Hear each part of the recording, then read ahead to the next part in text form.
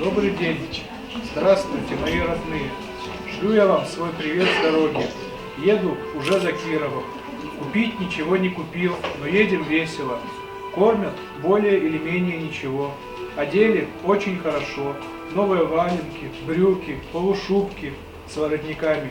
В общем, одевают как лучше некуда. Едем не знаю куда. Сейчас находимся за Кировом. Поедем на Ленинградский фронт. В общем, скоро будем бить немцев. Писать больше нечего. Сам я жив и здоров, полный сил и жизнерадостный. Ну, пока, мама, до встречи. Я очень часто вас вижу во сне. Жди, и я приеду. Всем смертям назло. Твой сын Вася. Гоштет гоштишко, аслан нулылык елы, чыртке малышко ды, глашылы нулизилы, видялы наколилы, синялы яслы натаня.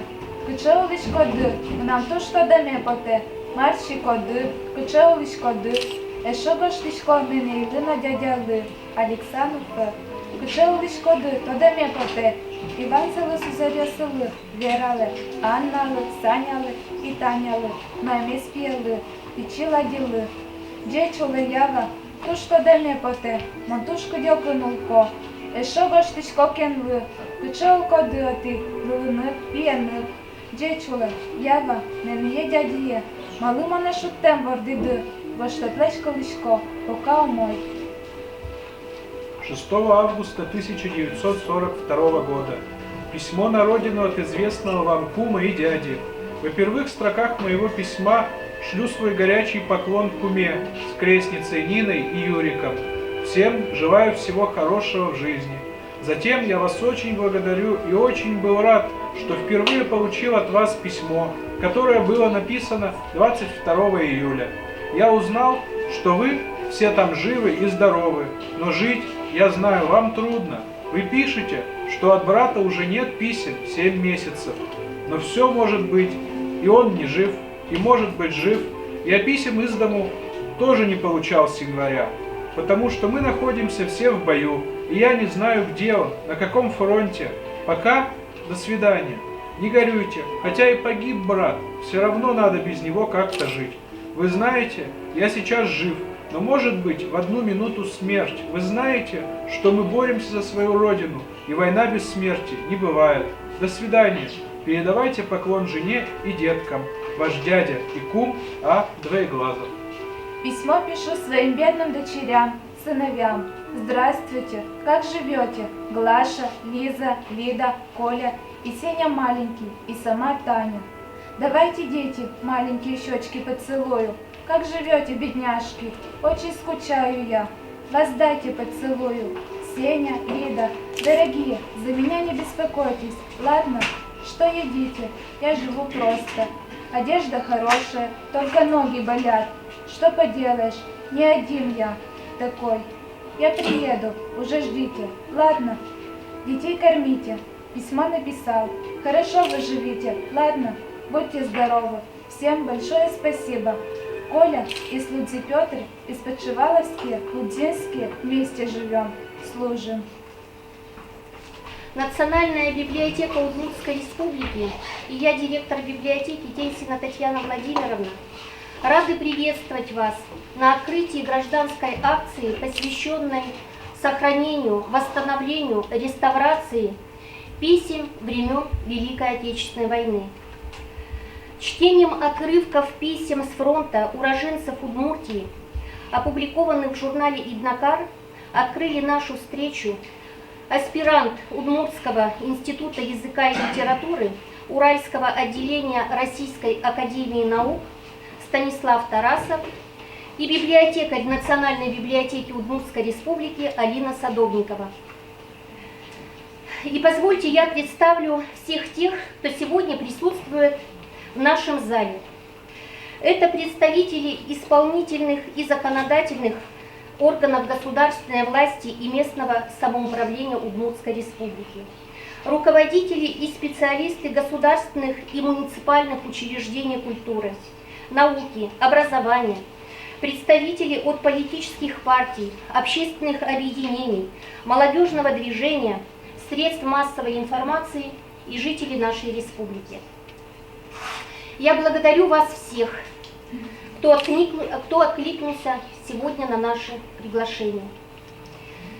В прошлом году наша страна отметила 70-летие со дня победы в Великой Отечественной войне. Важность этого исторического события с каждым прошедшим годом только возрастает. Война 1941-1945 годов и наша победа в этой войне – это как раз то самое великое, что видится на расстоянии. Победа – это наш общий праздник, который объединяет и молодежь, и ветеранов, и взрослых, и совсем еще юных граждан нашей Родины. В каждой семье судьба и история дедов и прадедов, отстоявших свободу не только России, но и Европы. Мы заплатили высокую цену за победу. Только Удмуртия отдала фронту каждого 4-го жителя, почти 400 тысяч своих достойных граждан. Из них более 145 тысяч не вернулись. Около 40 тысяч до сих пор числятся без вести пропавшими. Все меньше и меньше остается тех, чье мужество, патриотизм избавили человечество от фашизма. И все громче, к сожалению, звучат голоса желающих переписать историю. Письма с фронта – это документальные свидетели войны. Простые, бесхитростные строки, полные любви к жизни. Они напоминают нам о том, что нельзя забывать в суете повседневных буден. Письма с фронта – живые строки войны. Это голос издалека, голос, который отзывается в наших сердцах. Письма с фронтов Великой Отечественной войны – это и документы огромной силы. Нам все время кажется, что большая история, история огромной страны под названием Россия творится где-то там, далеко, в Петербурге, в Москве, в крупных городах. На самом деле история рядом с нами, она на этих улицах, она хранится в семейных альбомах, она хранится в наших домах, в судьбах наших бабушек, дедушек, мам, пап, наших судьбах, судьбах наших детей. Все это рядом с нами, потому что все это было до нас, все это будет после нас. Мы родились через 15 лет после войны, я 1960 года рождения, и, естественно, воспринимали войну с детства как что-то важное и трагическое в жизни и родителей, и бабушек, дедушек. Мы воспитывались. Для нас песни о войне не были ретро. Это было естественно, это был наш фон. Фильмы о войне были тем фоном, на котором мы выросли. Мы играли в военные игры, не задумываясь над тем, что вот сосед дядя Андрей, который ездит на своей машине, был тем самым героем. Или сосед напротив дядя Федя был тем самым героем.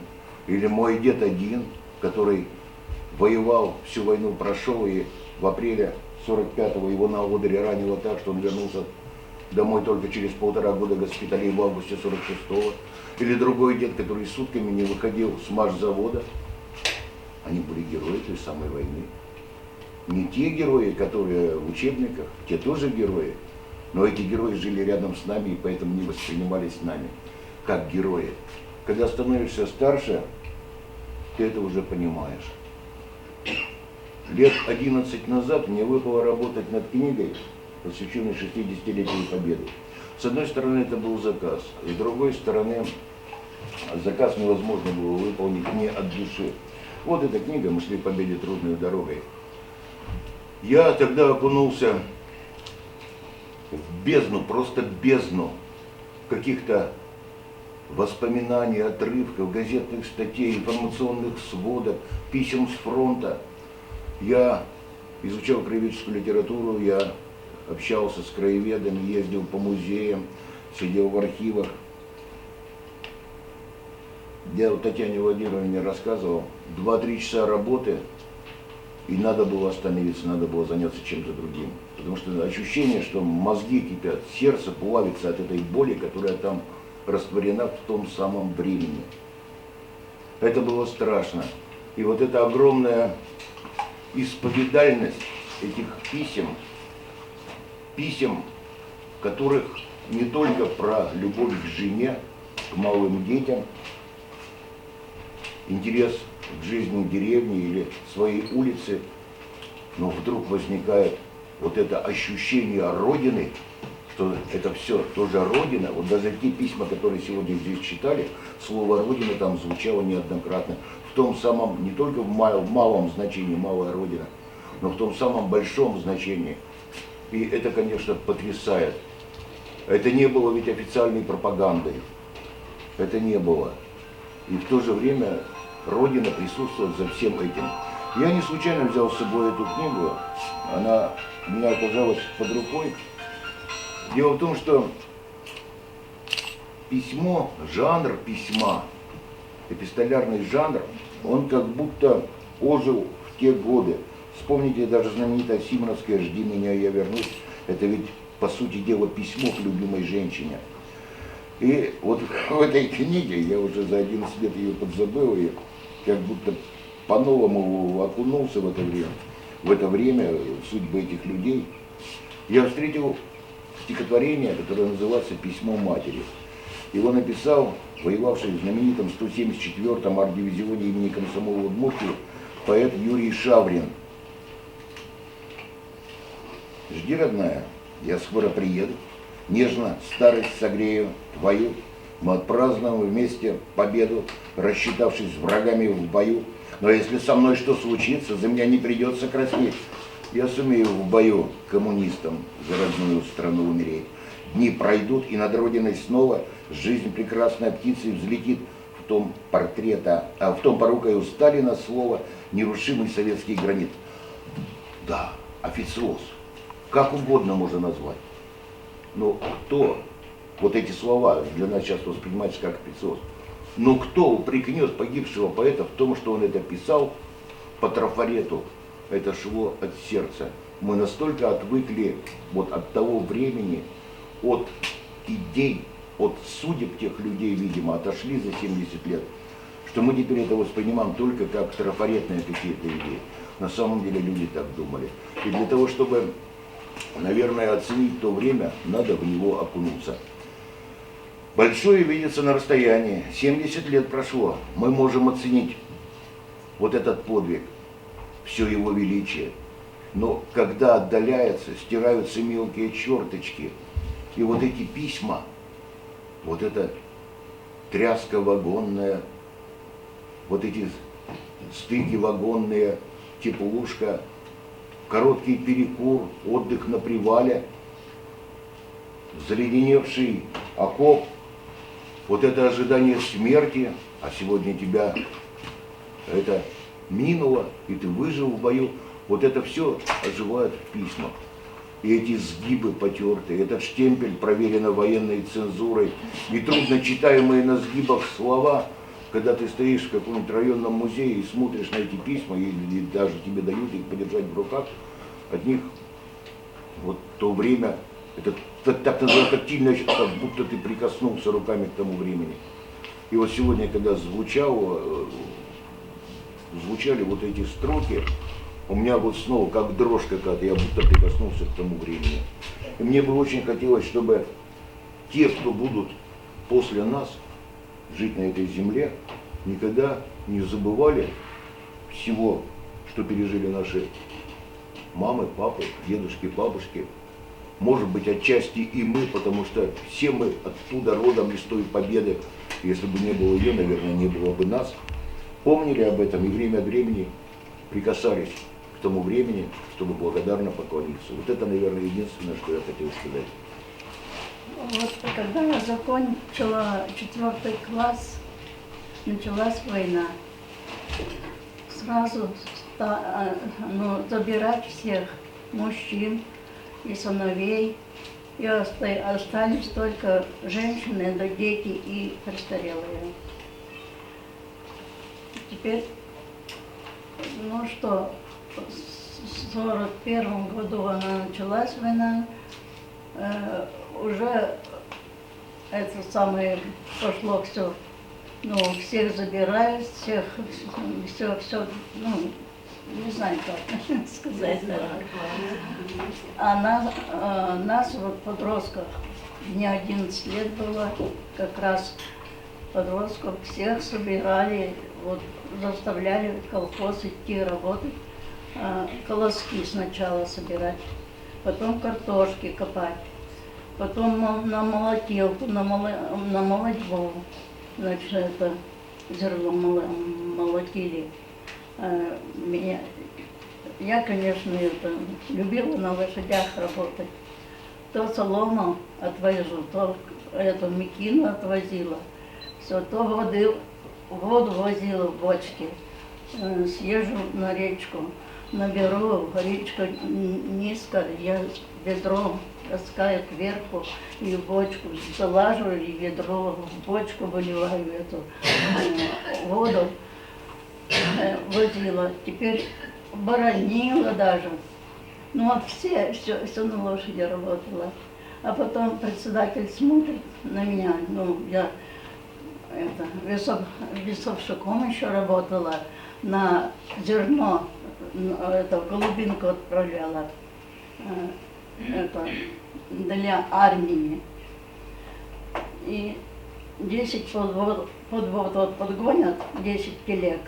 И вот каждую вот насыпаешь, а зерно-то молотят прям в этот, как его, удовка такая есть, была, и она 100 килограмм там. А я что, я маленькая, не могу перевернуть-то ее, возьму вот за краешки-то, да на себя рожь-то вся высыплется.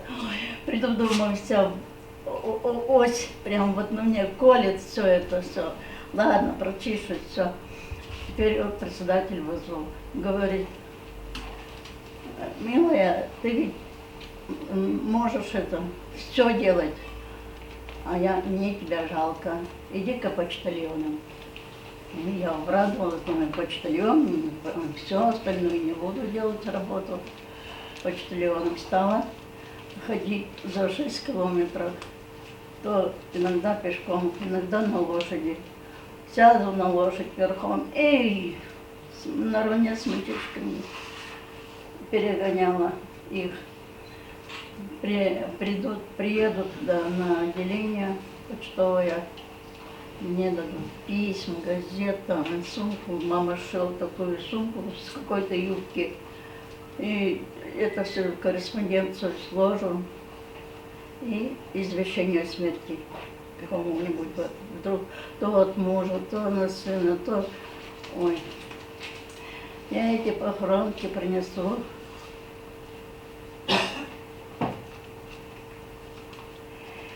И вот, когда я иду с почты, меня встречают, уже деревня большая была, 50 домов, встречают уже женщин, которые ждут письма. Я хожу, отдаю. Ой, да милая, прочитай, пожалуйста. Я прочитаю. Так уж ты мне ответа потом напиши. Я ведь не знаю, что писать-то, не умею. Напиши. Ладно, тетя моя, ладно, я напишу, приду, напишу. Напишу этот ответ, пошлю в этот, как его, клинышек, без марки. Военным-то ведь бесплатно тогда. И в этот клинышек сделаю, отошлю, опять ответ. Вот, а что, уже ни муки, ничего не дают из колхоза, все. Народ стал падать на ходу, это уже в 43-м, 44-м. Очень тяжело стало. Люди падают, вот идет, бах, упал. Пришел наниматься, колхоз, правление колхоза, сел на крыльцо, упал, все, умер.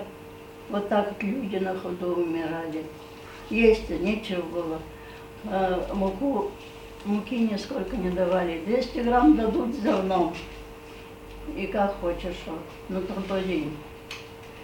И, ой, да, на траве прям, вот я лично на траве выросла, выжила на траве.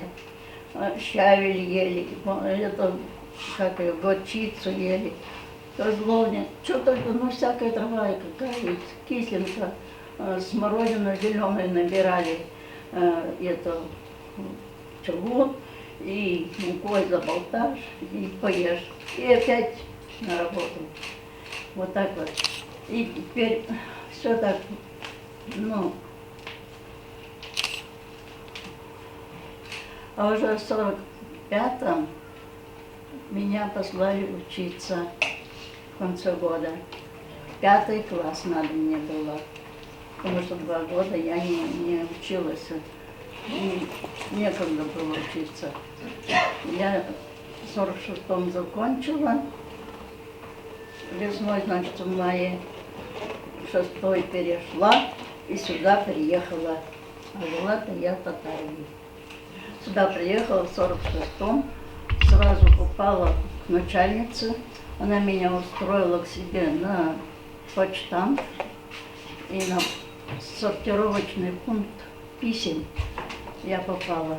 Как раз вот где письма принимаем и разделаем, и сортируем, и все везде, все на письмах.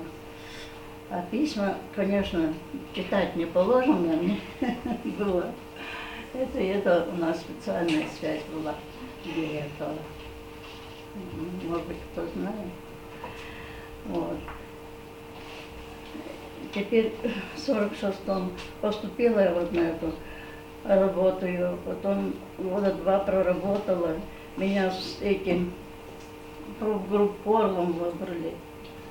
Я хожу опять по этим, работаю, свою работу делаю. И это, собираю, хожу по участкам.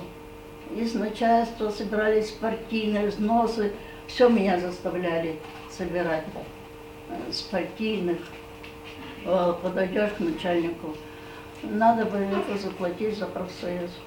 Я тебе платила, ты что, забыла, что ли? Ай, говорю, ну, вот так вот пошучу.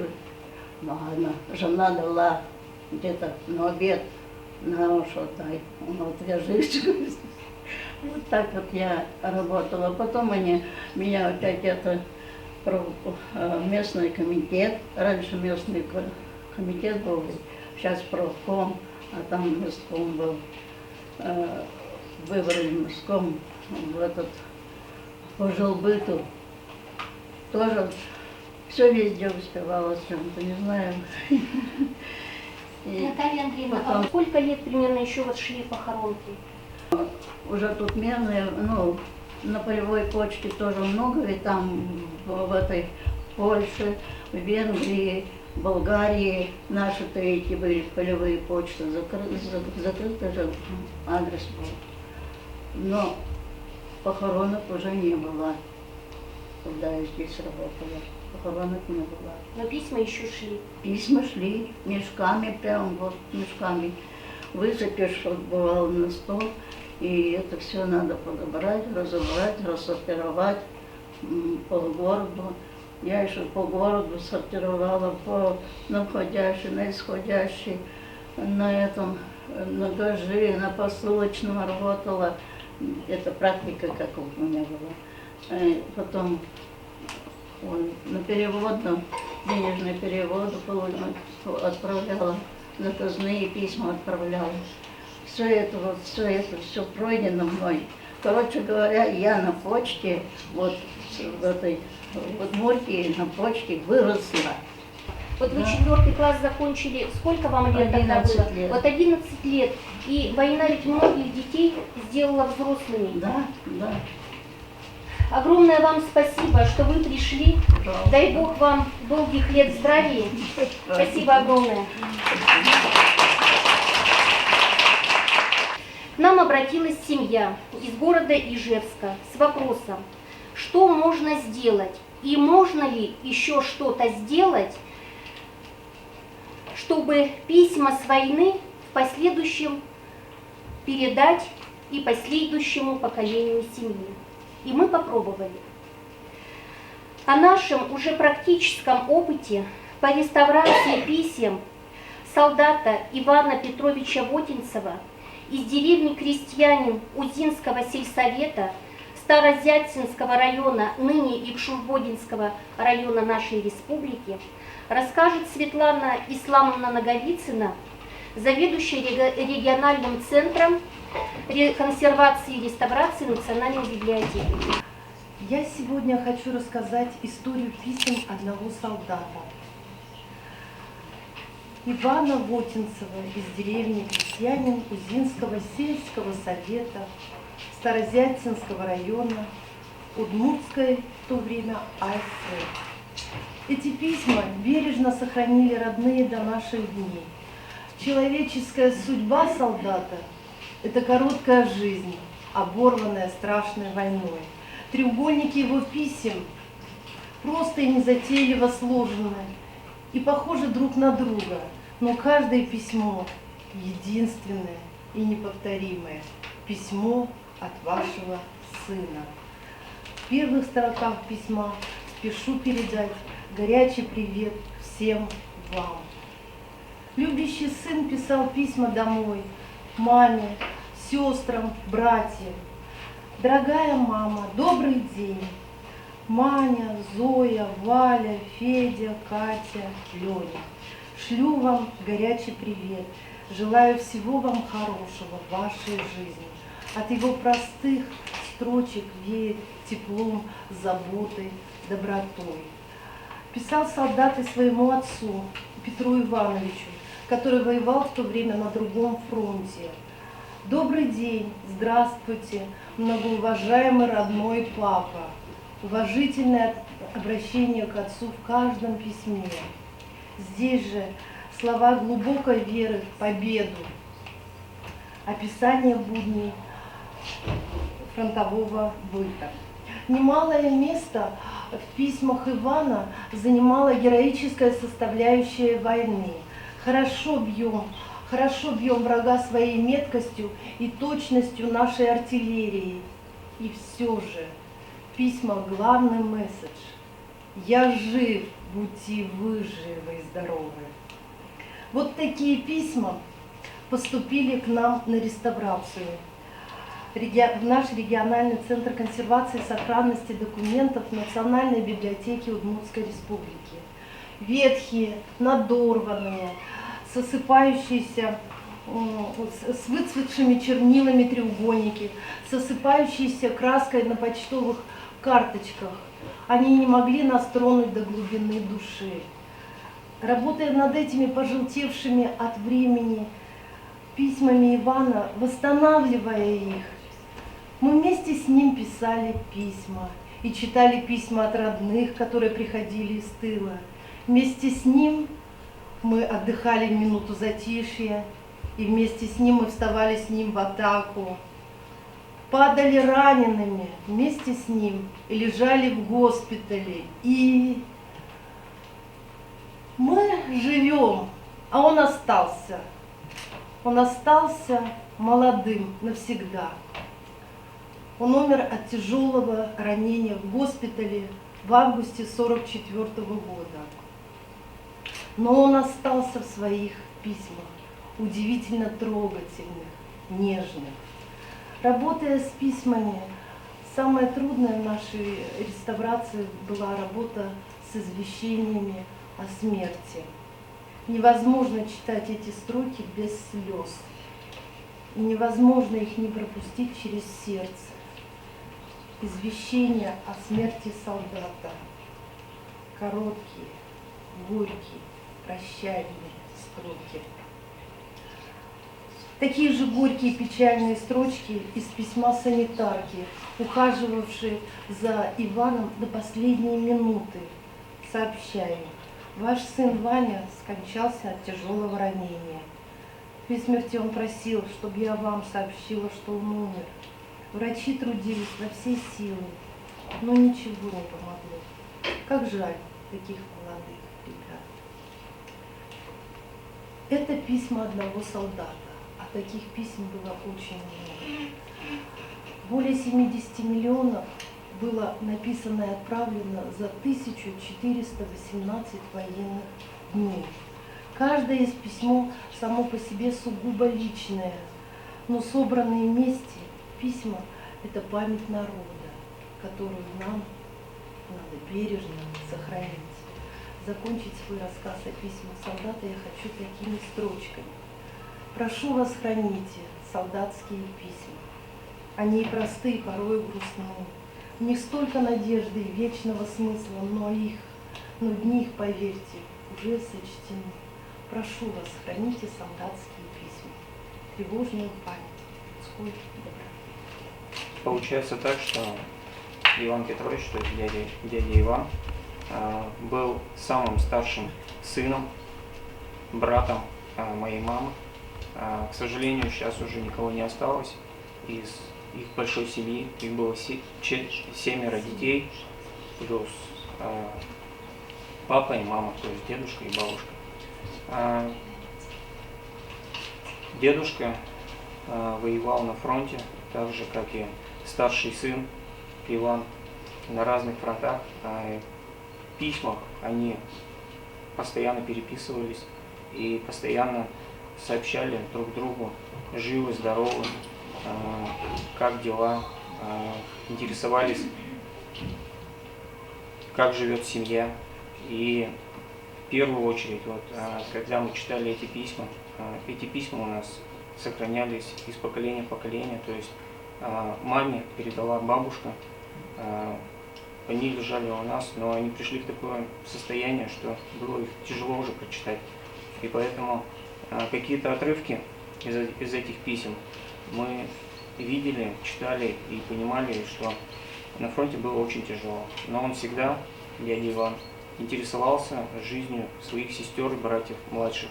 Потому что на фронт он пошел в 1942 году, едва ему исполнилось только 18 лет.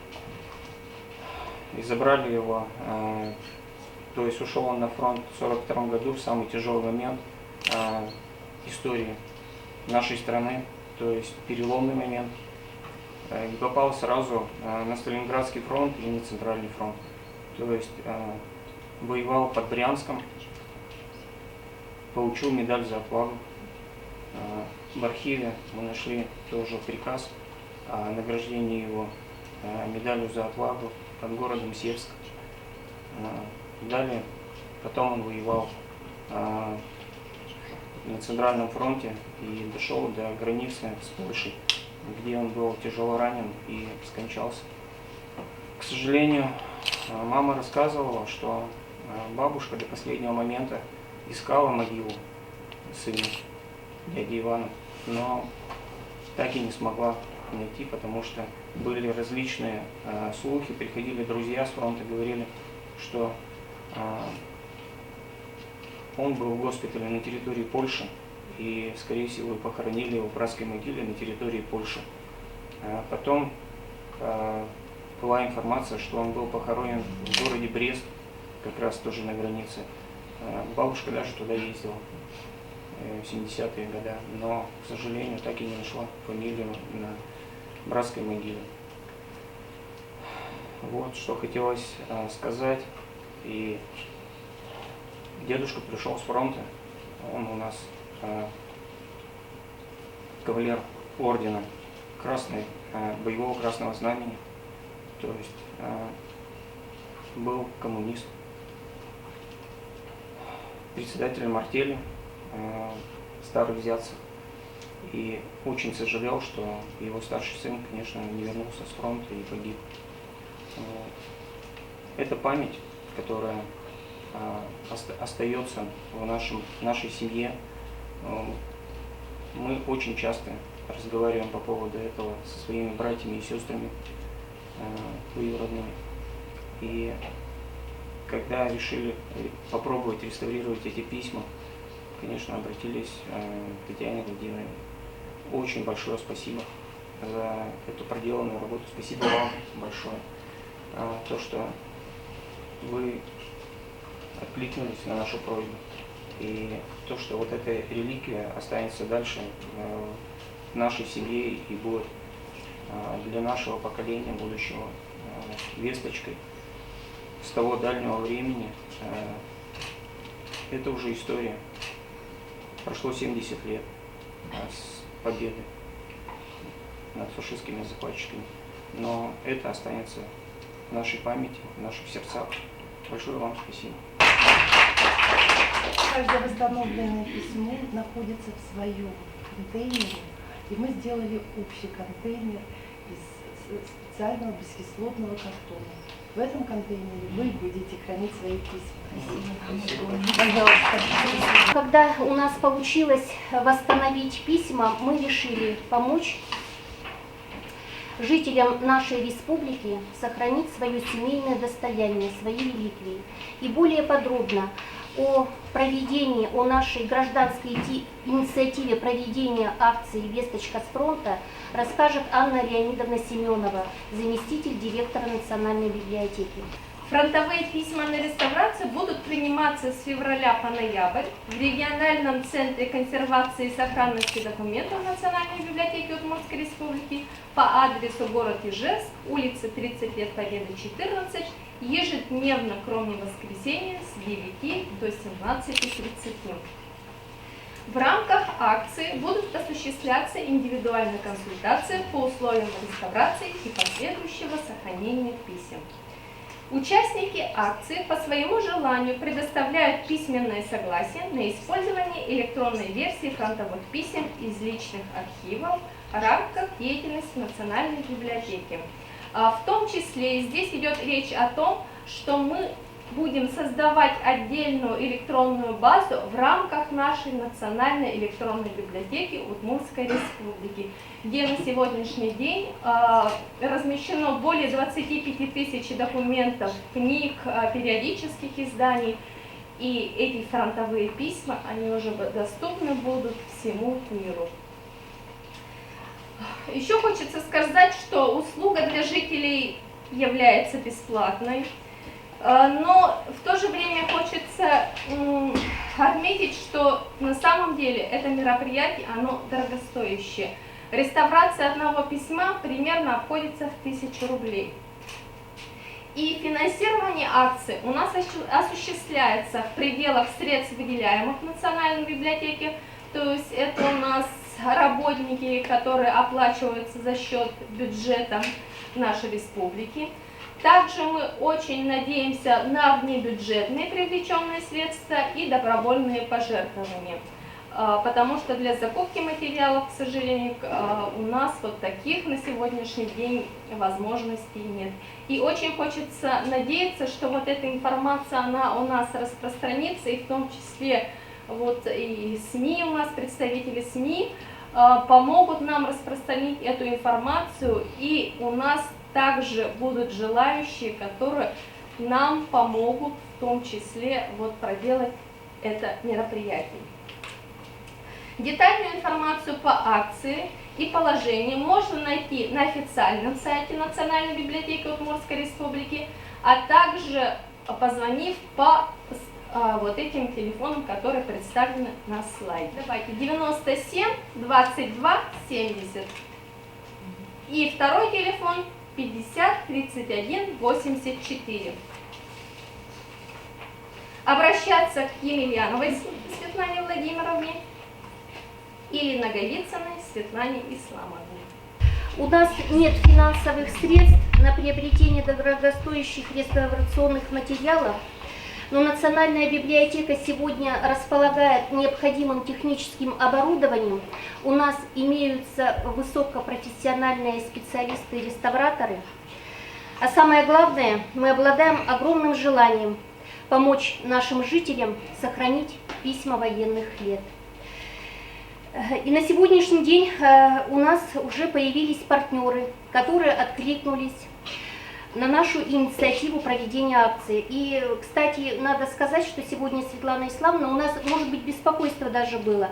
А сохранились ли вообще письма? Может, на самом деле это уже вот эпистолярное наследие, оно утеряно, истлело. И вот уже сегодня принесли 50 писем. И звонили из районов Удмуртии, что есть такие письма. И оказывается, на самом деле, вот это очень важно для наших жителей. И буквально вчера на счет библиотеки, Национальной библиотеки поступили первые благотворительные финансовые средства. И мы от всего сердца за это благодарим Юрия Викторовича Федорова, генерального директора открытого акционерного общества «Белкомнефть», депутата Государственного совета Удмуртской республики от депутатской фракции «Единая Россия». Я прежде всего хотел бы всех вас приветствовать от имени генерального директора нашего предприятия Федорова Юрия Викторовича и поблагодарить за возможность помочь, поддержать, да, такой серьезный, важный, значимый проект. Но, к сожалению, с каждым годом ветеранов Великой Отечественной войны становится все меньше, и, соответственно, с каждым годом значимость и серьезность вот подобных проектов, подобных мероприятий, она, конечно же, растет. И тем более, что данный проект, он уникален тем, что есть возможность прикоснуться к истории Великой Отечественной войны, что называется, рассказанной из первых уст. Очень бы хотелось, чтобы данный проект он получил с помощью средств массовой информации как можно больше общественный резонанс, чтобы как можно больше людей узнали об этом прекрасном проекте, о возможности, в общем-то, отреставрировать святыни, которые есть в каждой семье. И хочется пожелать, чтобы этот проект, он, может быть, перерос республиканский уровень, распространился на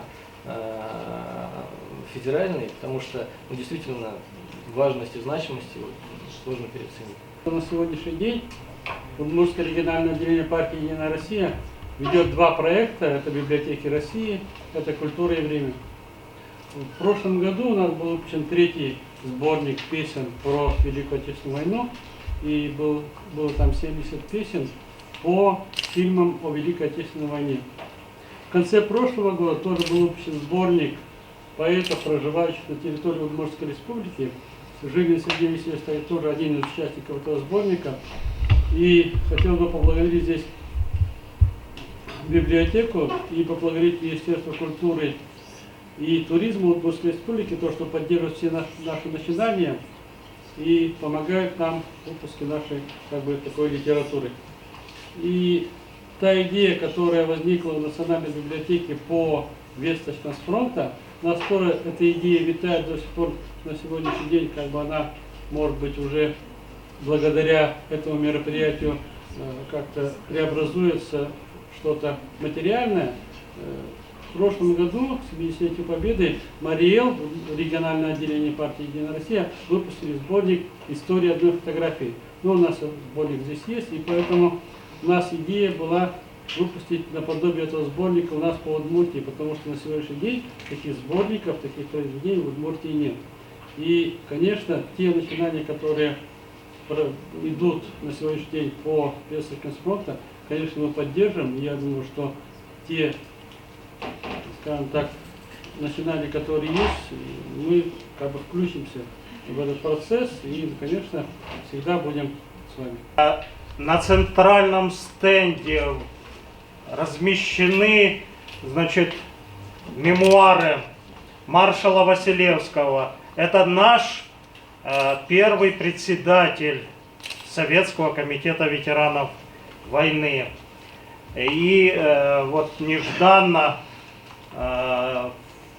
так, совпало, что акция «Письма с фронта», земляков, их переживания, творцы истории, творцы победы, они действительно нам дали возможность жить, дали возможность почувствовать, что такое мирная жизнь и что такое наши семьи. Вот связь поколений продолжается этой акцией.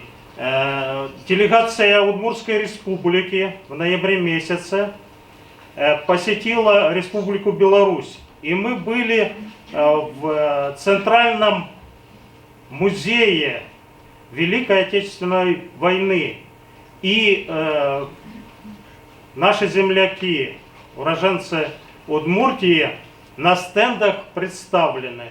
Поэтому просьба вот к родственникам, к сотрудникам библиотеки, если есть возможность, то можно, значит, направить материалы, хотя бы даже в электронном виде, там есть возможность использовать Центральный музей в Республику Беларусь. Кроме того, к нам в ветеранскую организацию обратился Центральный музей Великой Отечественной войны на Поклонной горе и готовы разместить исторические материалы о наших земляках, участвовавших в Великой Отечественной войне и творцах Победы.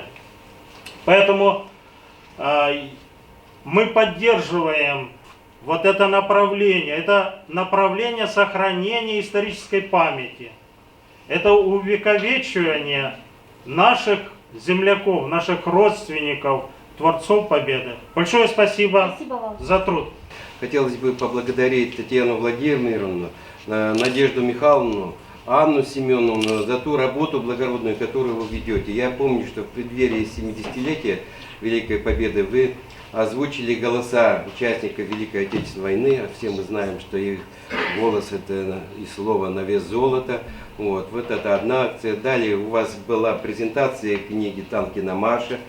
3 презентации было. И вот недавно в филармонии была презентация книги Флёра Мансуровича Шагеева «Летчики в Удмуртии в небе над Афганистаном». В общем, огромное спасибо за сотрудничество. Мы всегда будем вас поддерживать во всех этих начинаниях и в этой акции также. То, что касается бросить клич среди районов ветеранов, конечно, мы про эту акцию уже будем прорабатывать, и будем и в сведении всевозможные, что от нас зависящее, чтобы обращались к вам. Более того, хотелось сказать, что у нас в городском совете ветеранов была вот презентация книги «Спасители Отечества», и, наверное, вот можно было увековечить в этой книге. Сейчас же мы еще и 3-ю книгу, это пишет Кузнецов Николай Спиридонович, заслуженный писатель России. Поэтому можно увековечить, но надо фотографию. Мои родители, я сама родилась 23 февраля 1945 года. Мама военный врач, папа офицер. Папа прошел всю войну и потом приехал за нами с мамой. Я год назад нашла открытку, где 2 девчонки, второкурсницы Ташкентского медицинского института, одна поздравляла другую с наступающим 1941 годом. Боже мой! Она ей желала счастья, здоровья, там, хороших встреч и так далее. А это было в декабре 1940 года, а через 1,5 года, то есть полгода еще, и через год их отправили на фронт. Это был досрочный выпуск. Их отправили на фронт военными врачами. И у меня очень много писем, вот когда переписывались девчонки. То есть я готова к вам приехать и помочь. А еще хотела предложить. Значит, наш институт, у нас был филиал Московского экономико-статистического института, мы можем проводить вебинары и проводили вебинары в режиме единого классного часа на все школы республики одновременно. Николай Сергеевич Кузнецов пользовался нашими, мы дважды проводили, 2 года подряд. Давайте попробуем подготовить для школьников Удмуртии. Пусть это будут не старшеклассники, а младшие, там, 4-е, когда они видят информацию о своих дедушках, бабушках, или там письмо зачитается, это начинается плач в актовом зале школы. Спасибо большое. И вот сегодня то, что мы готовили открытие этой акции, даже, наверное, мы где-то репетировали, мы плакали. Я думаю, что я еще принадлежу к тому поколению, которое росло среди ветеранов. Но я обратила внимание и на представителей молодого поколения, у них тоже глаза были полны слез. Наверное, все-таки это наша генетическая память, и насколько эта война глубоко, очень трагично прошлась по каждой нашей семье. И как хорошо, что сегодня мы можем жить, работать, учиться в мирное время.